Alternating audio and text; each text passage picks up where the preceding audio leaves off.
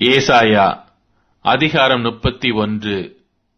சகாயமடையும்படி இஸ்ரவேலுடைய பரிசுத்தரை நோக்காமலும் கர்த்தரை தேடாமலும் எகிப்துக்கு போய் குதிரைகள் மேல் நம்பிக்கை வைத்து ரதங்கள் அநேகமாயிருப்பதினால் அவைகளை நாடி குதிரை வீரர் மகா பலசாலிகளாயிருப்பதினால் அவர்களை நம்பிக்கொண்டிருக்கிறவர்களுக்கு ஐயோ.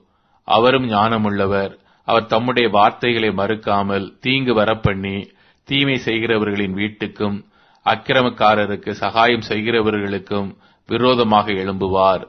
எகிப்தியர் தெய்வம் அல்ல, மனுஷர்தானே. அவர்களுடைய குதிரைகள் ஆவி அல்ல, மாம்சம்தானே. கர்த்தர் தமது கரத்தை நீட்டுவார். அப்பொழுது சகாயம் செய்கிறவனும் இடறி சகாயம் பெறுகிறவனும் விழுந்து அனைவரும் ஏகமாய் அழிந்து போவார்கள். கர்த்தர் என்னுடனே சொன்னது, சிங்கமும் பாலசிங்கமும் தங்கள் இரையை பிடித்திருக்கும் போது கெர்ச்சித்து தங்களுக்கு விரோதமாய் கூப்பிடுகிற திரளான மேய்ப்பரின் சத்தத்தினாலே கலங்காமலும் அவர்கள் அமளியினாலே பணியாமலும் இருக்கிறது போல சேனைகளின் கர்த்தர் சீயோன் மலைக்காகவும் அதன் மேட்டுக்காகவும் யுத்தம் பண்ண இறங்குவார். பறந்து காக்கிற பட்சிகளைப் போல சேனைகளின் கர்த்தர் எருசலேமின் மேல் ஆதரவாக இருப்பார். அவர் அதை காத்து தப்பு பண்ணுவார்.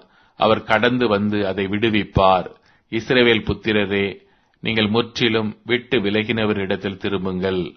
உங்களுக்கு பாவமாக உங்கள் கைகள் செய்திருந்த வெள்ளி விக்கிரகங்களையும் பொன் விக்கிரகங்களையும் உங்களில் ஒவ்வொருவரும் அக்காலத்திலே வெறுத்து விடுவீர்கள்.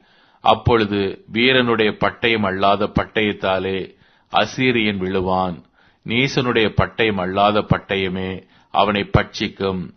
அவன் பட்டயத்துக்கு தப்ப ஓடுவான். அவன் வாலிபர் கலைந்து போவார்கள். அவனுடைய கண்மலை பயத்தினால் ஒளிந்து போம். அவருடைய பிரபுக்கள் கொடியைக் கண்டு கலங்குவார்கள் என்பதை சீயோனில் நெருப்பையும் எருசலேமில் சூளையையும் உடைய கர்த்தர் சொல்லுகிறார். ஏசாயா அதிகாரம் 32. இதோ, ஒரு ராஜா நீதியாக அரசாளுவார். பிரபுக்களும் நியாயமாக துரைத்தனம் பண்ணுவார்கள். அவர் காற்றுக்கு ஒதுக்காகவும் பெருவெள்ளத்துக்கு புகலிடமாகவும் வறண்ட நிலத்துக்கு நீர்கால்களாகவும் விடாய்த்த பூமிக்கு பெருங்கண்மழையின் நிழலாகவும் இருப்பார். அப்பொழுது காண்கிறவர்களின் கண்கள் மங்கலாயிராது, கேட்கிறவர்களின் செவிகள் கவனித்தே இருக்கும். பதற்றமுள்ளவர்களின் இருதயம் அறிவை உணர்ந்து கொள்ளும். தெற்று வாயருடைய நாவு தடையின்றி தெளிவாய் பேசும். மூடன் இனி தயாளன் என்று மதிக்கப்படான். லோபி இனி உதாரன் என்று சொல்லப்படுவதும் இல்லை. ஏனென்றால் மூடன் மூடத்தனத்தை பேசுகிறான். அவன் இருதயம் அநியாயத்தை நடப்பிக்கும். அவன் மாயம் பண்ணி கர்த்தருக்கு விரோதமாய் விபரீதம் பேசி பசியுள்ள ஆத்துமாவை வெறுமையாக வைத்து தாகமுள்ளவனுக்கு தாகம் தீர்க்காதிருக்கிறான். லோபியின் எத்தனங்களும் பொல்லாதவைகள்.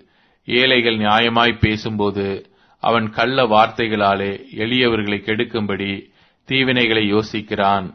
தயாள குணமுள்ளவன் தயாளமானவைகளை யோசிக்கிறான். தயாளமானவைகளிலே நிலைத்தும் இருக்கிறான். சுக ஜீவிகளாகிய ஸ்திரீகளே, எழுந்திருந்து என் வார்த்தைகளை கேளுங்கள். நிர்விசாரமான குமாரத்திகளே, என் வசனத்துக்கு செவி கொடுங்கள். நிர்விசாரிகளே, ஒரு வருஷமும் சில நாட்களுமாய் தத்தளிப்பீர்கள். திராட்சை பலன் அற்றுப்போம், அறுப்பு காலம் வராது. சுக ஜீவிகளே, நடுங்குங்கள். நிர்விசாரிகளே, தத்தளியுங்கள். உடையை உரிந்து கலைந்து போட்டு அறையில் இரட்டை கட்டிக் கொள்ளுங்கள். செழிப்பான வயல்வெளிகளின் நிமித்தமும் கனிதரும் திராட்சை செடிகளின் நிமித்தமும் மாரடித்து புலம்புவார்கள்.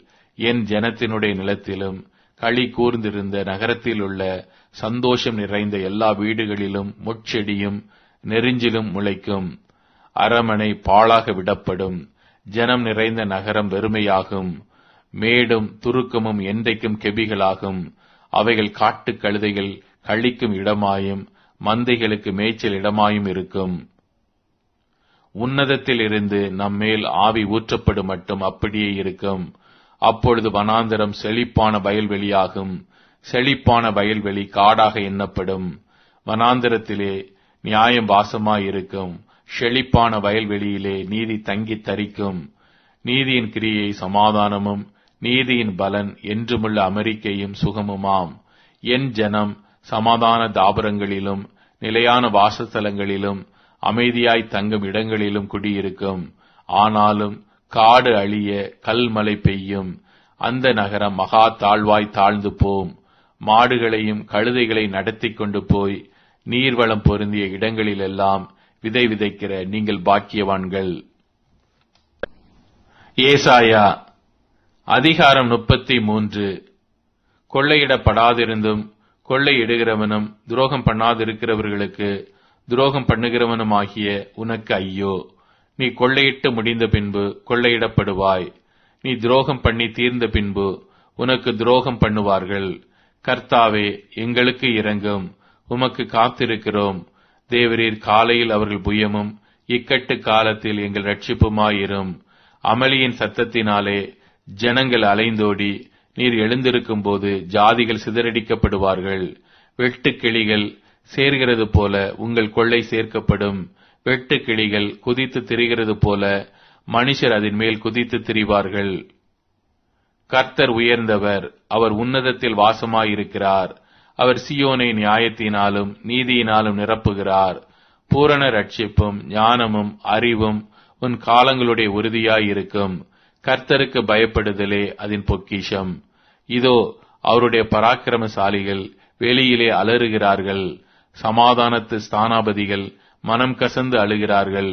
பாதைகள் பாழாயின, வழிப்போக்கர் இல்லை. உடன்படிக்கையை மீறுகிறான், நகரங்களை இகழ்ச்சி பண்ணுகிறான், மனுஷனை எண்ணாதே போகிறான்.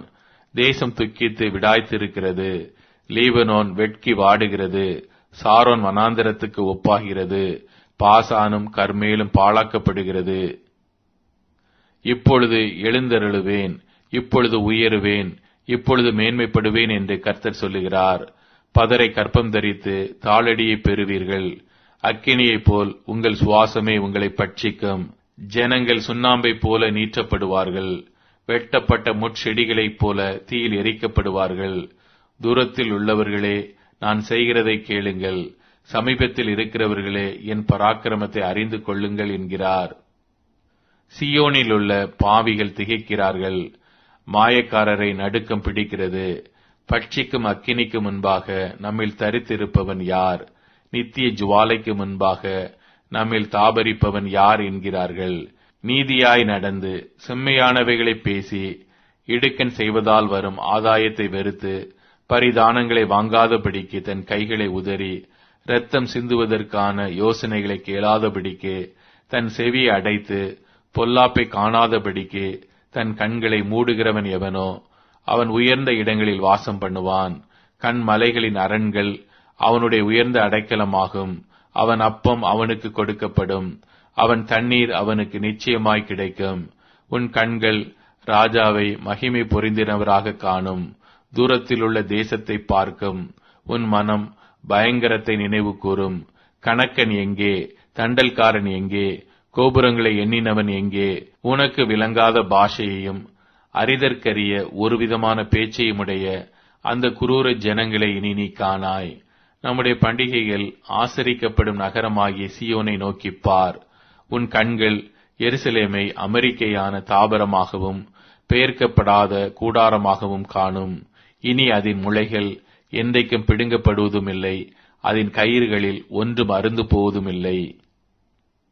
மகிமையுள்ள கர்த்தர் அங்கே நமக்கு மகா விசாலமான நதிகளும் ஆறுகளும் உள்ள ஸ்தலம் போல் இருப்பார். வலிக்கிற படவு அங்கே ஓடுவதும் இல்லை. பெரிய கப்பல் அங்கே கடந்து வருவதும் இல்லை. கர்த்தர் நம்முடைய நியாயாதிபதி. கர்த்தர் நம்முடைய நியாய பிரமாணிகர். கர்த்தர் நம்முடைய ராஜா. அவர் நம்மை ரட்சிப்பார். உன் கயிறுகள் தளர்ந்து போம். பாய் மரத்தை கெட்டிப்படுத்தவும் பாயை விரிக்கவும் கூடாமற் போம்.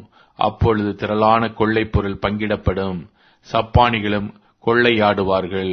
வியாதிப்பட்டிருக்கிறேன் என்று நகரவாசிகள் சொல்வதில்லை. அதில் வாசமாயிருக்கிற ஜனத்தின் அக்கிரமம் மன்னிக்கப்பட்டிருக்கும். ஏசாயா அதிகாரம் 34.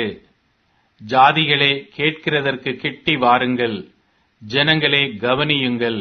பூமியும் அதன் நிறைவும் பூச்சக்கரமும் அதில் உற்பத்தியான யாவும் கேட்க கடவது. சகல ஜாதிகளின் மேலும் கர்த்தருடைய கடுங்கோபமும் அவருடைய சகல சேனைகளின் மேலும் அவருடைய உக்கிரமும் மூடுகிறது. அவர்களை சங்காரத்துக்கு நியமித்து கொலைக்கு ஒப்புக் கொடுக்கிறார். அவர்களிலே கொலை செய்யப்பட்டவர்கள் வெளியே எரியுண்டு கிடப்பார்கள். அவர்களுடைய பிரேதங்கள் நாற்றம் எடுக்கும். அவர்களுடைய இரத்தத்தினாலே மலைகளும் கரைந்து போம்.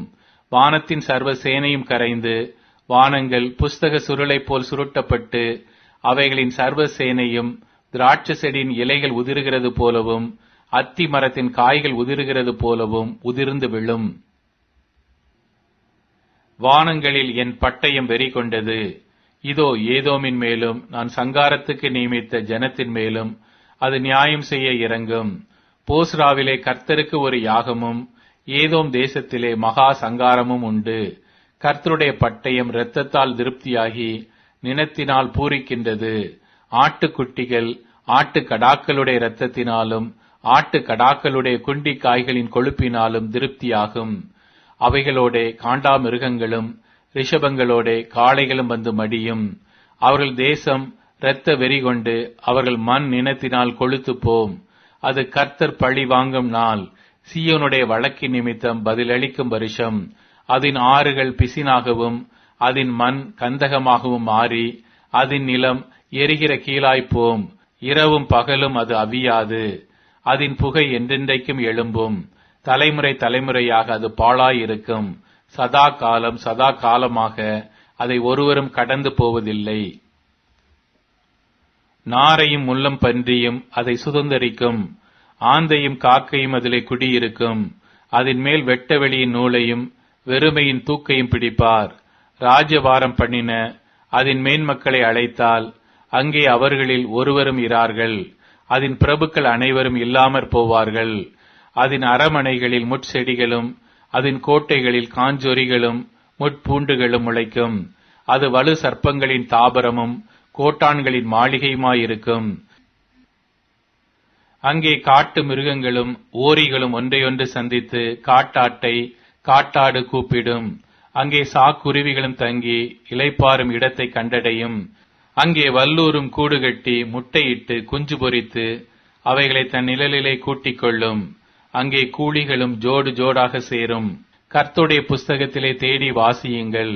இவைகளில் ஒன்றும் குறையாது, இவைகளில் ஒன்றும் ஜோடு இல்லாதிராது. அவருடைய வாய் இதை சொல்லிற்று, அவருடைய ஆவி அவைகளை சேர்க்கும். அவரே அவைகளுக்கு சீட்டு போட்டார். அவருடைய கையே அதை அவைகளுக்கு அளவு நூலால் பகிர்ந்து கொடுத்தது. அவைகள் என்றைக்கும் அதை சுதந்தரித்து தலைமுறை தலைமுறையாக அதிலே சஞ்சரிக்கும். ஏசாயா அதிகாரம் 35. வனாந்தரமும் வறண்ட நிலமும் மகிழ்ந்து கடுவெளி கழித்து புஷ்பத்தை போல செழிக்கும். அது மிகுதியாய் செழித்து பூரித்து ஆனந்த களிப்புடன் பாடும். லீபனோனின் மகிமையையும் கர்மேல் சாரோன் என்பவைகளின் அலங்காரமும் அதற்கு அளிக்கப்படும். அவர்கள் கர்த்தருடைய மகிமையையும் நமது தேவனுடைய மகத்துவத்தையும் காண்பார்கள். தளர்ந்த கைகளை திடப்படுத்தி தள்ளாடுகிற முழங்கால்களை பலப்படுத்துங்கள். மனம் பதறுகிறவர்களை பார்த்து நீங்கள் பயப்படாதிருங்கள், திடன் கொள்ளுங்கள். இதோ உங்கள் தேவன் நீதியை சரிக்கட்டவும் உங்கள் தேவன் பதிலளிக்கவும் வருவார். அவர் வந்து உங்களை ரட்சிப்பார் என்று சொல்லுங்கள். அப்பொழுது குருடரின் கண்கள் திறக்கப்பட்டு செவிடரின் செவிகள் திறவுண்டு போம். அப்பொழுது முடவன் மானைப் போல் குதிப்பான். ஊமையின் நாவும் கெம்பீரிக்கும். வனாந்தரத்திலே தண்ணீர்களும் கடுவெளியிலே ஆறுகளும் பாய்ந்தோடும். வெட்டாந்தரை தண்ணீர் தடாகமும் வறண்ட நிலம் நீரூற்றுக்களும் ஆகும். வலு சர்ப்பங்கள் தாவரித்து கிடந்த இடங்களிலே புல்லும் கொறுக்கையும் நாணலும் உண்டாகும். அங்கே பெரும் பாதையான வழியும் இருக்கும். அது பரிசுத்த வழி எனப்படும். தீட்டுள்ளவன் அதிலே நடந்து வருவதில்லை. அந்த வழியில் நடக்கிறவர்கள் பேதையாயிருந்தாலும் திசை கெட்டு போவதில்லை. அங்கே சிங்கம் இருப்பதில்லை, துஷ்ட மிருகம் அங்கே போவதுமில்லை. அங்கே காணப்படவும் மாட்டாது. மீட்கப்பட்டவர்களே அதில் நடப்பார்கள். கர்த்தரால் மீட்கப்பட்டவர்கள் திரும்பி ஆனந்த களிப்புடன் பாடி சீயோனுக்கு வருவார்கள். நித்திய மகிழ்ச்சி அவர்கள் தலையின் மேல் இருக்கும். சந்தோஷமும் மகிழ்ச்சியும் அடைவார்கள். சஞ்சலமும் தவிப்பும் ஓடிப்போம். ஏசாயா அதிகாரம் 36. எசேக்கியா ராஜா அரசாண்ட 14ஆம் வருஷத்திலே அசீரியா ராஜாவாகிய சனகெரிப் யூதாவில் இருக்கிற அரணான சகல பட்டணங்களுக்கும் விரோதமாய் வந்து அவைகளை பிடித்துக் கொண்டான். அப்பொழுது அசீரியா ராஜா லாகீசிலிருந்து ரப்சாக்கேயை பெரிய சேனையோடு எருசலேமுக்கு எசேக்கியா ராஜாவினிடத்தில் அனுப்பினான். அவன் வந்து வண்ணார் துறையின் வழியிலுள்ள மேல் குளத்து சாலகத் தண்டையிலே நின்றான். அப்பொழுது இலக்கியாவின் குமாரனாகிய எலியாக்கிம் என்னும் அரமனை விசாரிப்புக்காரனும் செப்னா என்னும் சம்பிரதியும் ஆசாப்பின் குமாரனாகிய யோவாக் என்னும் கணக்கனும் அவனிடத்திற்கு புறப்பட்டு போனார்கள். ரப்சாக்கே அவர்களை நோக்கி, அசீரியா ராஜாவாகிய மகாராஜாவானவர் உரைக்கிறதும் நீங்கள் எசேக்கியாவுக்கு சொல்ல வேண்டியதும் என்னவென்றால், நீ நம்பியிருக்கிற இந்த நம்பிக்கை என்ன? யுத்தத்துக்கு மந்திர ஆலோசனையும் வல்லமையும் உண்டென்று சொல்லுகிறாயே, அது வாய்ப்பேச்சே அன்றி வேறல்ல. நீ என்னை விரோதிக்கும்படி யார் மேல் நம்பிக்கை வைத்திருக்கிறாய்? இதோ நெறிந்த நாணல் கோலாகிய அந்த எகிப்தை நம்புகிறாய். அதன் மேல் ஒருவன் சாய்ந்தால் அது அவன் உள்ளங்கையில் பட்டுருவிப்போம். எகிப்தின் ராஜாவாகிய பார்வோன் தன்னை நம்புகிற யாவருக்கும் அப்படியே இருப்பான்.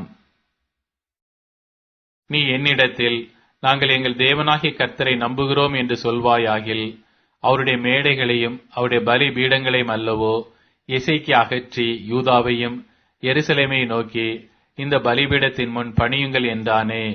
நான் உனக்கு 2000 குதிரைகளை கொடுப்பேன். நீ அவைகள் மேல் ஏறத்தக்கவர்களை சம்பாதிக்க கூடுமானால் அசீரியா ராஜாவாகிய என் ஆண்டவனோட சபதம் கூறு. கூறாதே போனால் நீ என் ஆண்டவனுடைய ஊழியக்காரரில் ஒரே ஒரு சிறிய தலைவனுடைய முகத்தை எப்படி திருப்புவாய்? ரதங்களோடு குதிரை வீரரும் வருவார்கள் என்று எகிப்தை நம்புகிறாய். இப்பொழுதும் கர்த்தருடைய கட்டளை இல்லாமல் இந்த தேசத்தை அழிக்க வந்தானோ? இந்த தேசத்துக்கு விரோதமாய் போய் அதை அழித்து போடு என்று கர்த்தர் என்னோட சொன்னாரே என்று சொன்னான். அப்பொழுது எலியாக்கீமும் செப்னாவும் யோவாகும் ரப்சாக்கேயை பார்த்து, உம்முடைய அடியாரோடே சீரிய பாஷையிலே பேசும், அது எங்களுக்கு தெரியும்.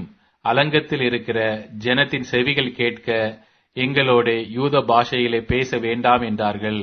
அதற்கு ரப்சாக்கே, உங்களோடும் கூட தங்கள் மலத்தை தின்னவும் தங்கள் நீரை குடிக்கவும் அலங்கத்திலே தங்கியிருக்கிற புருஷர் அண்டைக்கே அல்லாமல் உன் ஆண்டவன் அண்டைக்கும் உன் அண்டைக்குமா என் ஆண்டவன் இந்த வார்த்தைகளை பேச என்னை அனுப்பினார் என்று சொல்லி ரப்சாக்கே நின்று கொண்டு யூத பாஷையிலே உரத்த சத்தமாய், அசீரியா ராஜாவாகிய மகாராஜாவுடைய வார்த்தைகளை கேளுங்கள்.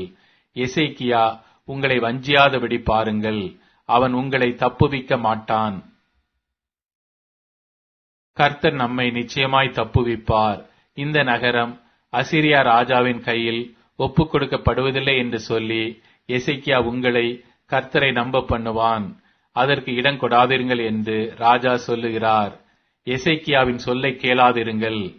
அசீரியா ராஜா சொல்லுகிறதாவது, நீங்கள் என்னோட ராஜியாகி காணிக்கையோட என்னிடத்தில் வாருங்கள்.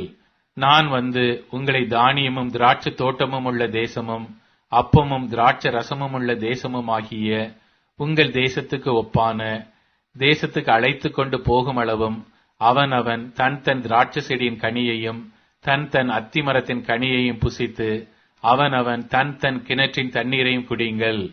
கர்த்தர் நம்மை தப்புவிப்பார் என்று உங்களை போதனை செய்ய எசேக்கியாவுக்கு செவி கொடாதிருங்கள். ஜாதிகளுடைய தேவர்களில் யாராவது தங்கள் தேசத்தை அசீரியா ராஜாவின் கைக்கு தப்புவித்ததுண்டோ? ஆமாத் அர்பாத் பட்டணங்களின் தேவர்கள் எங்கே? செப்பர்வாயிமின் தேவர்கள் எங்கே? அவர்கள் சமாரியாவை என் கைக்கு தப்புவித்ததுண்டோ? கர்த்தர் எருசலேமை என் கைக்கு தப்புவிப்பார் என்பதற்கு அந்த தேசங்களுடைய எல்லா தேவர்களுக்குள்ளும் தங்கள் தேசத்தை என் கைக்கு தப்புவித்தவர் யார் என்று ராஜா சொல்லுகிறார் என்றான். அவர்களோ அவனுக்கு ஒரு வார்த்தையையும் பிரதியுத்தரமாக சொல்லாமல் மௌனமாயிருந்தார்கள். அவனுக்கு மறு உத்தரவு சொல்ல வேண்டாம் என்று ராஜா கட்டளையிட்டிருந்தான். அப்பொழுது இலக்கியாவின் குமாரனாகிய எலியாக்கிம் என்னும் அரமனை விசாரிப்புக்காரனும் செப்னா என்னும் சம்பிரதியும் ஆசாபின் குமாரனாகிய யோவாக் என்னும் கணக்கனும் வஸ்திரங்களை கிழித்துக் கொண்டு எசேக்கியாவினிடத்தில் வந்து ராப்சாக்கேயின் வார்த்தைகளை அவனுக்கு அறிவித்தார்கள்.